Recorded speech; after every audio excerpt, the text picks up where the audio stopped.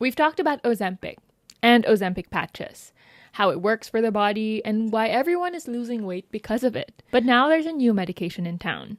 It's known as Mounjaro or Tirzepatide. Naku, marami nang gumagamit nito at nagiging issue na rin siya online. And I think it's time to talk about it. My name is Sebastian. I'm a registered nutritionist and dietitian, and this is the Donut Box, where we unbox stories and talk about things we usually don't talk about. So if you're ready, let's unbox this story. The Donut Box. The Donut Box. Welcome back to another episode. Yes, we are back in the pod. I'm going to be real with you guys. I've been experiencing some major anxiety recently, and it might not be for the reason you think. The reason why is because of tennis. Not me playing tennis, but me watching tennis. It's currently the Australian Open right now, and as I am filming this, we are on round 3. So if you didn't know, in tennis, usually it's in brackets where people fight off against each other. Once you lose, you're out of the competition. And in Grand Slams, you basically go through 8 matches in total. And it is round 3 right now. And I am so nervous and I am so anxious because I am now really into sports apparently, and watching and catching up with sports. There's a player that I love that I admire so much and I root for all the time, and I won't say anything because I don't want to jinx them because I believe in jinxing. But for some reason, whenever this player is playing, I will be glued to my phone just stressing because it's hard to watch tennis online and in general, lalo na sa Pilipinas, although you can get a subscription in BN Sports. But I know that if I watch it, I will probably be too stressed. So I watch a scoreline, I check X, and I check Reddit, all those things. And it just gets me so stressed. What's even funnier is when they play in a different time zone, I know. Because my body just wakes up randomly in the middle of the night to be able to watch their score. It's crazy. So anytime there's a Grand Slam or basically any big tournament, I am a mess. And that is exactly what I am right now. So I need a distraction. And I also need somebody to talk to, so we are filming an episode. And this one is highly anticipated and highly requested as well, because I have been getting a lot of questions from people asking me to talk about this medication. And that is Mounjaro or Tirzepatide.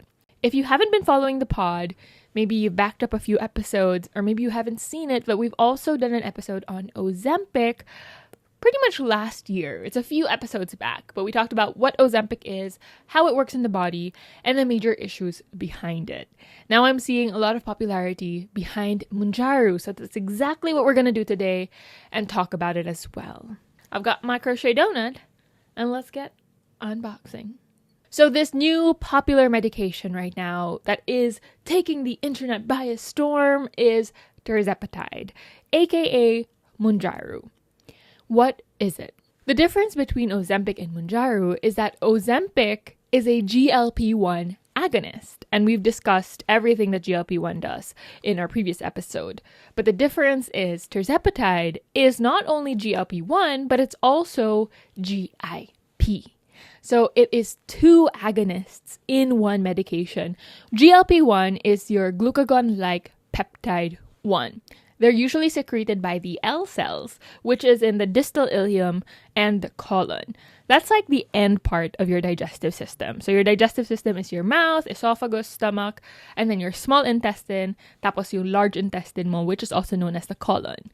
So GLP-1 is usually secreted around the end or the latter part of your meal or of digestion. And GIP is glucose-dependent insulinotropic polypeptide.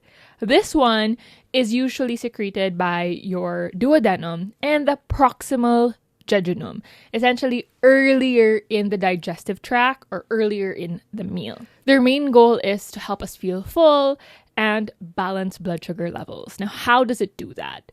Well, GIP and GLP-1 are already hormones or receptors that your body makes on its own. So the main actions would be, number 1, telling your body or telling your brain to tell your body that you're full. And this is for a lot of people why medyo nawawalan sila ng gana kumain, nawawalan sila ng appetite.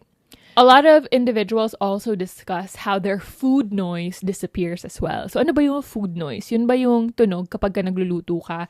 Yung nagfa-fry ka tapos nagzzz ganon, wala nang sound? No. Food noise is essentially the noise in your brain thinking about food. Always thinking about food, what to eat for breakfast, lunch, and dinner as you're eating, wondering what you can eat, when you can eat. Basically constantly thinking about food like it's a white noise in your brain. That is food noise. Now, I've talked about this in another episode as well, where food noise is essentially food preoccupation. Or what most people would think is, oh, I'm addicted to food, diba?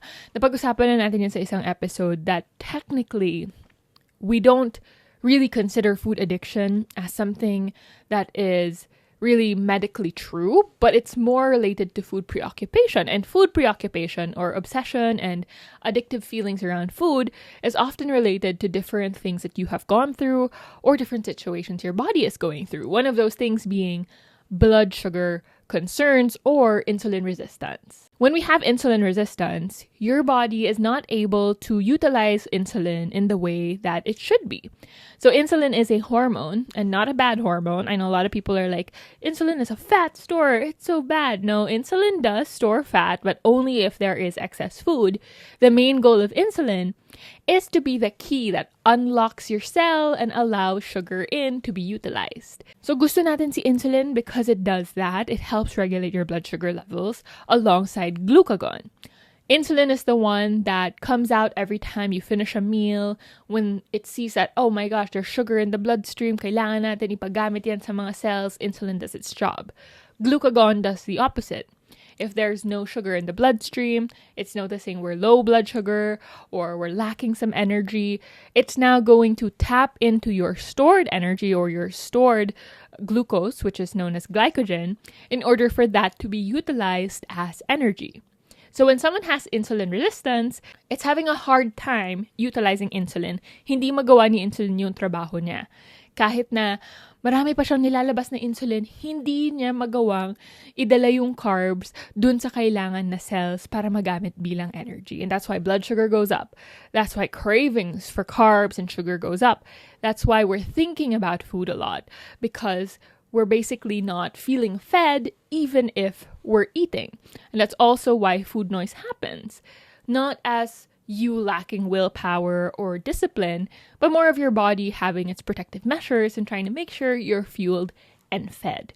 Most of the time, when your body is going through things you don't understand, it's more of communicating with you rather than trying to punish you. And because GLP-1s and GIPs basically tell your brain not to constantly feel hungry, we start to think of food less. At least for a lot of people who take the medication.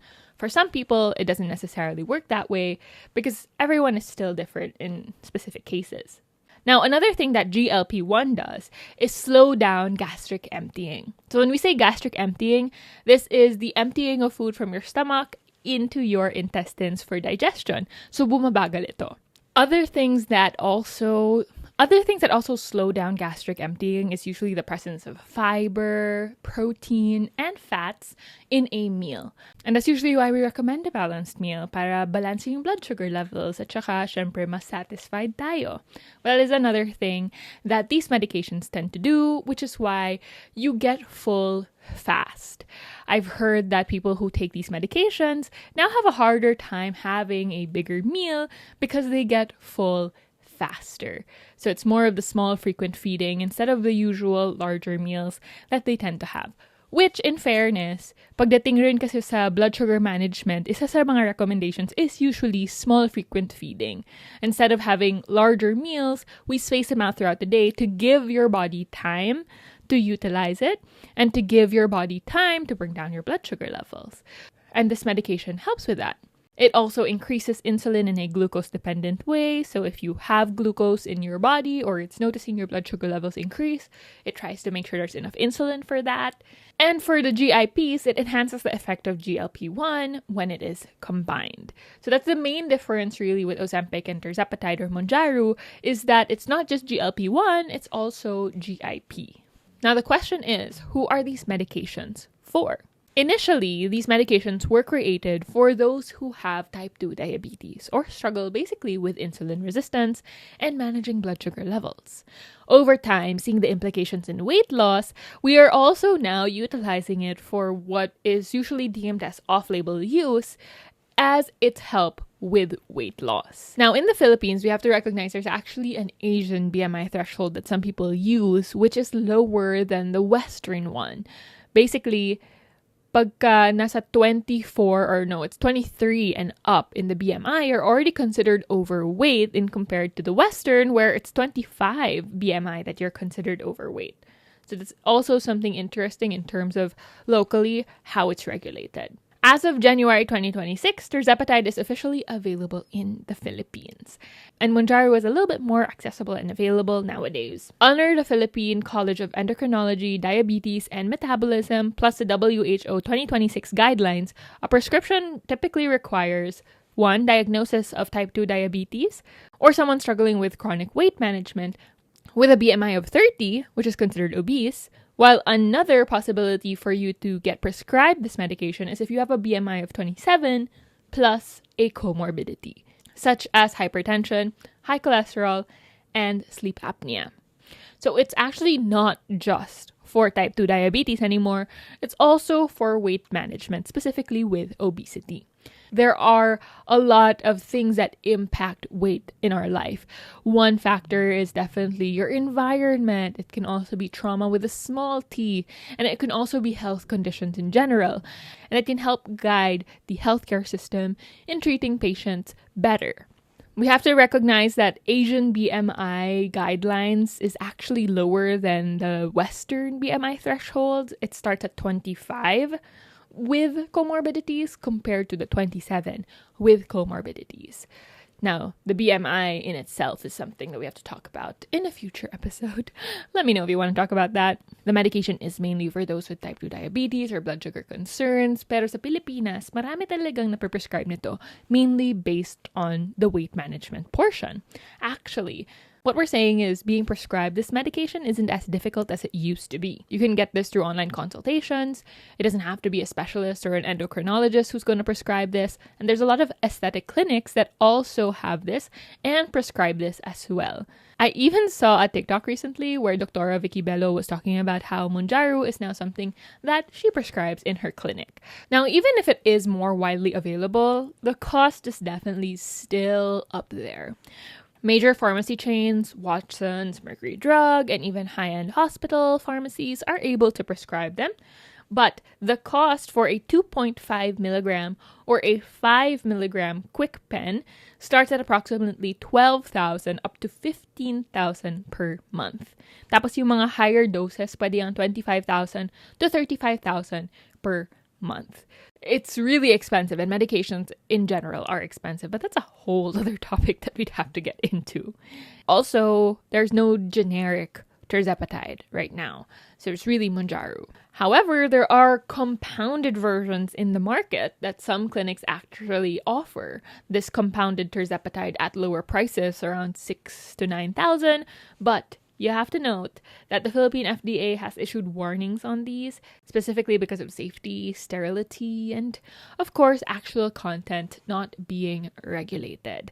And that's one of the major issues that we are experiencing right now with this new medication coming up. I mean, last episode of this, we talked about the ozempic patches, which are not regulated and truly not effective at all kasi hindi naman talaga totoo na makakakuha ka ng gamot, specifically ozempic, through a patch like that. It just doesn't work that way. I mean, maybe down the line in the future, mayroon tayong mga gamot na ganon, but right now, that is not the case. But that is a big issue because there is apparently, and I'm just hearing about this on like Reddit and TikTok, there's like a black market for this medication. And it's very dangerous because of regulations. We have seen the effectiveness of this medication through the internet and because of Ozempic, with Mounjaro being just another version of this and even a more studied version actually. We've seen studies that have a longer term view of how it impacts its patients. But when it comes to the unregulated sales or the black market, dun talaga tayo nagkakaroon ng delikado. What are my biggest issues right now with the popularity of this medication? Well, number one is, of course, lifestyle change. Marami pa rin kasi magte-take ng medication na to at iisipin na yun na yung sagot sa mga problema nila without making lifestyle changes. There is still rebound when it comes to this. And also, we have to recognize that not everyone sees the results that they want to with this medication. Aside from the wild side effects of diarrhea, nausea, vomiting, and all of those other things, not everyone sees the results that they want to. They think it's going to be a quick injection to quick, fast, and easy weight loss, where most of the time the weight loss is actually slower and more regulated, not exactly the way that they think it is, but also still involves lifestyle changes. Because if you by chance stop taking this medication, there is still possibility of rebound. The University of Oxford actually analyzed patients who stopped the medication, and there is usually an 18-month rebound. On average, people who stop taking their GLP-GIP drugs regain 2/3 of their weight loss within 1 year, and almost all of it within 18 months. And because of this rebound, it can also be connected to hypertension or other health concerns that might come in as well. Kaya ang lifestyle changes talaga importante rin. Most people will feel like it's so easy to make these lifestyle changes with this medication because, I'm not even thinking of food a lot. I'm not even struggling with food noise anymore. So it's so easy for me to do this lifestyle because of this medication. When you stop taking the medication, it's possible this food noise comes back. The hunger returns as well. And that's some of the biggest things we also have to address, where we have to recognize that taking this injection is not going to solve all the problems that we want to. We still have to make sure we're working on our relationship with food and just working on balance in general. We also are seeing that a lot of people who take this medication are losing weight, but a lot of it is muscle mass. At napag-usapan natin na mahalaga talaga yung muscle mass because muscle mass helps with your metabolism. As we grow older, it's going to help us, of course, stay strong, stay fit. And the tendency is when you're not eating enough or not able to eat more, you're also probably going to lessen your protein intake. And sometimes people who take these medications aren't really into working out or lifting weights, and they're starting to lose muscle mass. So kailangan talaga natin to tignan. When you take this medication, you have to protect your muscle mass. Important talaga yun. And now the biggest issue and biggest concern with this medication and its popularity is the influencers and celebrities or people who take it without disclosing.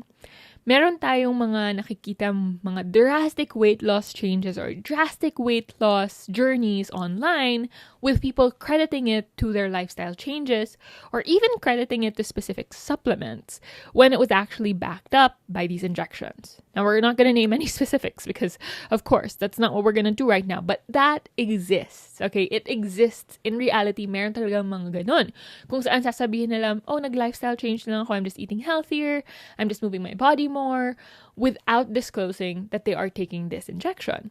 Even more so, meron pa silang binebenta na mga weight loss supplements or weight loss things and magical items that are, in their yellow basket that they're saying and crediting their weight loss to without telling the truth to their audience. At napakadelikado talaga nito. Aside from the black market getting of these medications, it's also the fact that we are not able to know who is taking this medication. And to be fair, they don't have to say it.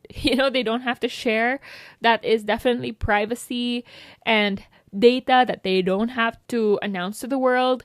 But if you are showing off your weight loss journey and crediting it to other things without sharing that you are using this, it can be very dangerous and it can become a public health issue. I am very happy that science is, of course, coming up with ways for us to be healthier and be able to get to the place that we've been struggling to for years. Diba? Alam kong marami talaga nagsastruggle sa weight nila. Maraming nagsastruggle sa blood sugar nila, especially with those who have PCOS and type 2 diabetes.